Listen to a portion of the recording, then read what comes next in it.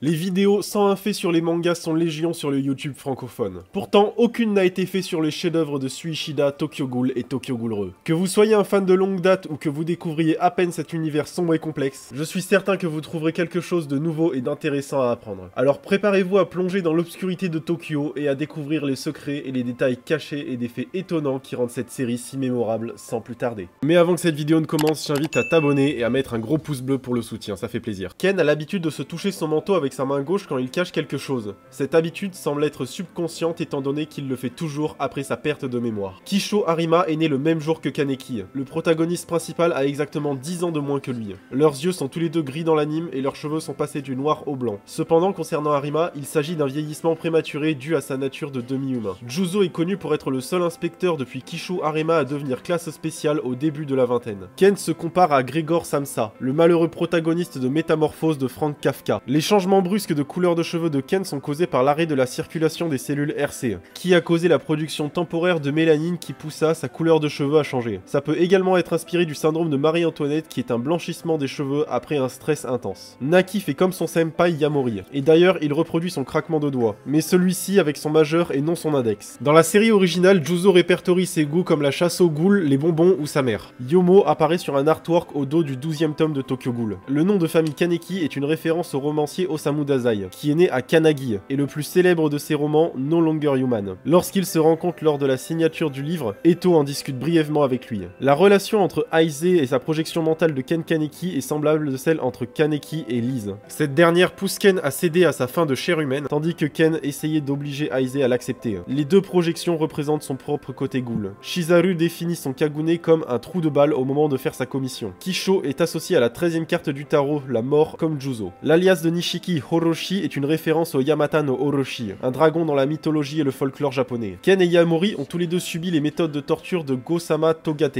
Ils ont complètement changé de leur identité précédente. Yamori est devenu un tueur psychotique qui tuait pour son propre plaisir, alors que Ken est devenu bien plus froid et impitoyable, mais a conservé son désir de protéger ceux qui lui sont chers. Shizaru trouve Airyu Saiko Yonebayashi et Akira Mado à son cou. Hinami appelle Tsukiyama l'homme aux fleurs ou l'homme au feu d'artifice. Kukehuri n'aime pas les choses trop sucrées. Arima aime défier ses subordonnés lors de séances d'entraînement dans la salle de réunion, comme on le voit dans le volume 1 de Tokyo Ghoul. Pendant l'opération d'extermination de la chouette, l'une des pinces de cheveux de Suzuya a disparu, réduisant son nombre à 12, faisant référence au pendu, laissant entendre qu'il changerait d'une manière ou d'une autre. Toru est derrière les meurtres d'animaux pour lesquels Juzo Suzuya a été suspecté à l'académie. Dans le chapitre 32 de Tokyo Ghoul, lorsque Juzo est promu dans la classe spéciale, ses pinces de cheveux sont disposées en chiffre romain 20, faisant référence à la carte de tarot du jugement, qui appelle à une période de réflexion et d'auto-évaluation. Il est possible que Suzuya soit gaucher, car des parties de son bras droit sont cousues. Cependant, il manie ses couteaux quinques à deux mains, ce qui suggère qu'il est plutôt ambidextre. Arima détenait le plus grand nombre de victimes et de décorations conférées au sein du CCG. Kotaro Amon aime s'entraîner, les enquêtes, les sucreries comme les beignets et les donuts, mais n'aime pas du tout la nourriture épicée. Enfant, Tsukiyama a exprimé sa culpabilité à manger des humains. Son père l'a rassuré que tous les humains mangés par lui se sentiraient honorés. Scarecrow, l'identité de Hide dans Tokyo Ghoul, apparaît dans une page couleur du tome 2. Nous découvrons alors que le CCG l'a classé comme ghoul de rancée. Amon est le personnage humanoïde le plus grand avec ses 1m91. Ken Kaneki est beaucoup comparé à Alex Mercer du jeu vidéo Prototype. Étant donné leur capacité basée sur les vrilles de la chair humaine, leurs cheveux noirs et leur suite à capuche, une inspiration est possible. Kaneki est également comparé à Shinichi, le protagoniste du manga Parasite, en raison de leurs cheveux noirs et du fait qu'il devient de moins en moins humain. Aussi car c'est une histoire sombre qui remet en question l'humanité, Inami est la première ghoul chimère qui apparaît dans la série. Dans le chapitre 31.5 de Tokyo Ghoul, les Squad Queen et leurs invités discutent d'un certain mythe entourant Arima, à savoir qu'il dormait entre les missions et qu'il avait une fois vaincu une ghoul avec un parapluie. Étonnamment, Arima a confirmé que ces deux éléments étaient vrais, il a tué une ghoul avec un parapluie pendant que son quinque était en réparation. Au chapitre 83, le chapeau de Hide porte le chiffre 1, ceci fait référence à la carte du tarot, le magicien. Comme sa fille Eto, Kuzen possède un Kagune ailé. Et pour son Kakuja, son fonctionnement est très similaire à ceux des ghouls blindés. Le thé de l'expérience thé chouette pourrait être une référence au nom de famille Takizawa. Lorsqu'un fan a demandé à Suishida comment dessiner Arima, il a répondu qu'il le gardait sadique et massif dans son esprit. Interrogé sur le costume de combat de Ken Kaneki, l'auteur Suishida a suggéré que Tsukiyama l'a fait pour lui. Nishiki affirme que « Si je me débrouille bien, même Toka et Yomo ne pourraient pas me battre ». Inami est associé à la carte numéro 2 et 8 du jeu de tarot, la papesse et la justice. Alors que Suishida déclare qu'il aime le type de personnalité de Akira Mado, il prétend aussi qu'il ne l'aimerait pas beaucoup dans la vie réelle. Sasaki signifie arbre généreux et Aize, roi du monde erroné. Le nom a été créé créé utilisant les kanji du café et du monde. Le passe-temps de Yamori sont la collecte d'appareils de torture et la recherche de proies coriaces. Sui Ishida a déclaré que Liz était son type de femme parmi toutes les ghouls féminines.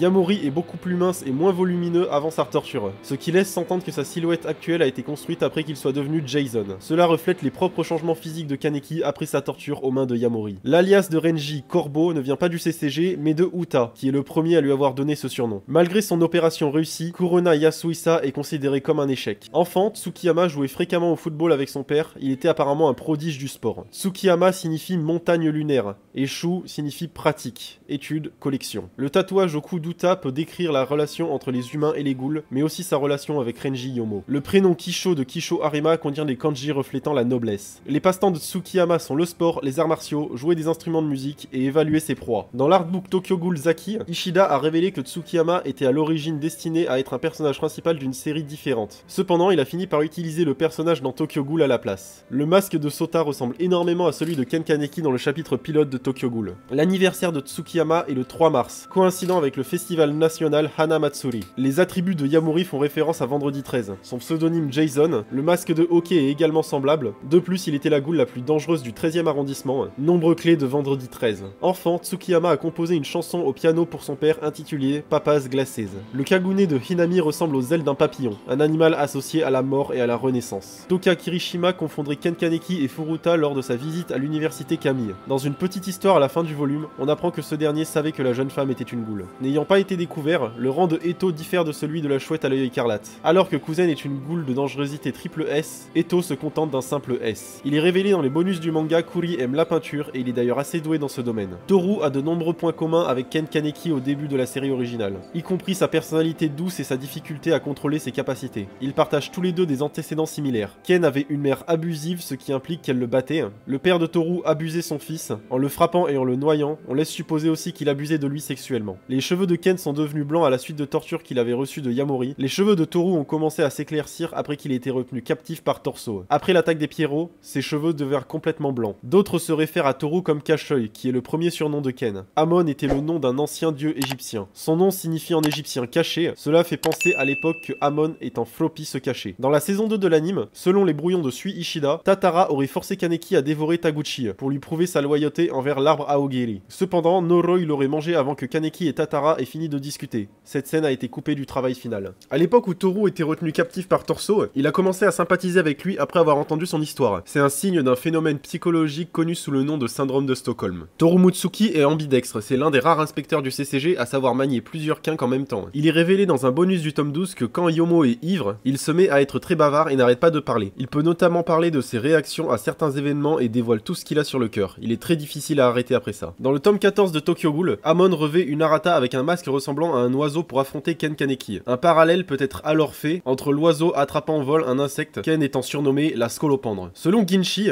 Mutsuki est le seul membre du groupe Queen qui peut cuisiner quand Aize n'est pas disponible. Pour la contribution à l'opération de clôture des enchères, Toru est promu de 2 grades. Le seul autre exemple connu d'une telle promotion est celle de Kisho Arima après qu'il ait affronté la chouette non tueuse au même âge que Toru. Saiko est la personne ayant la meilleure compatibilité avec la technologie implantée en elle. N'étant absolument pas intéressé par la vie d'inspecteur, Saiko était une mauvaise élève à l'académie. Akira Mado aime la fabrication de kink, la résolution d'énigmes et les chats. Après sa transformation en ghoul artificielle, Seido développe une manie de se mordre les doigts. Kaneki n'a jamais vraiment mangé Yamori. Il ne mangeait que son kagune et le laisse pour mort, permettant à Juzo Suzuya de récupérer le corps mourant de Yamori et d'en faire une kink. Le nom de Nishiki vient probablement de Nishiki Hebi, ce qui signifie python, favorisant son motif de serpent. Shizaru est célibataire depuis 2 ans avant le début de Tokyo Ghoul Re, soit depuis ses 17 ans. Le nom de famille Karen von Roswald signifie forêt de roses en allemand. Dans le chapitre 57 de Tokyo Ghoul Re, les points de suture de Karen von Roswald forment un 11 en lettres romains, ce qui correspond à l'arcane de la justice. Elle révèle juste après ses vrais sentiments à Shu Tsukiyama. Cependant, les mêmes points de suture peuvent également être considérés comme un 21, le monde, pouvant être interprété comme Karen ayant atteint son objectif. Les compétences de Karen sont jouer du violon, repriser des vêtements et réparer des chaussures. La relation entre Ken Kaneki et le Dr Kano fait penser à la relation entre Victor Frankenstein et sa créature. Le masque de Yomo est semblable à celui d'un médecin de la peste, à la différence que son masque est noir alors que ceux des médecins étaient blancs. Pour Ayato, en décrivant les kanji Aya pour art et To pour individu, le nom d'Ayato a plusieurs significations différentes. Ambition, puissance, progrès, confiance, agitation, indépendance, détermination, courage. Depuis le début de l'arc Aogiri, Ken a été associé à plusieurs reprises au nombre 12, faisant référence à la carte du pendu. Dans le roman d'Eto, l'œuvre de la chèvre noire, il semble y avoir des références à Lovecraft, et il est possible qu'elle se soit inspirée de Saya de Saya no Uta. Le tome 10, 11 et 12 de Tokyo Ghoul incarne une forme de trilogie. Sur le tome 10, on y voit Uri avec la bouche scotchée, représentant le fait qu'il ne veut pas parler. Le tome 11, Toru fermant les yeux, représentant qu'elle ne veut rien voir. Et le tome 12, Saiko se bouchant les oreilles, démontrant qu'elle ne veut rien entendre. À cause de Toru Mutsuki, Suishida a déclaré qu'il oubliait souvent de quel côté était le cache-œil de Ken. Kurona est la seule Ghoulborn à posséder 2 yeux écarlates. Cela est sûrement dû à sa fusion avec sa sœur. Le A de l'expérience Chouette A pourrait être une référence au nom Amon. Donato Porpora a la capacité de se dédoubler en utilisant son Kagune afin de créer un double de lui-même. Ainsi, il peut donc contrôler un Kagune à distance, et on peut supposer qu'il a aussi manipulé le corps sans vie de Eto Yoshimura dans le tome 15 et 16 de Tokyo Ghoul. Suishida a déclaré que par erreur d'inattention, Inami ressemblait de plus en plus à Kimi au lieu de prendre les traits de sa mère comme prévu. Sota fait souvent le signe de victoire avec son index et son majeur. On peut penser qu'il s'agissait d'un lien avec les V, ce qui est confirmé plus tard dans Tokyo Ghoul.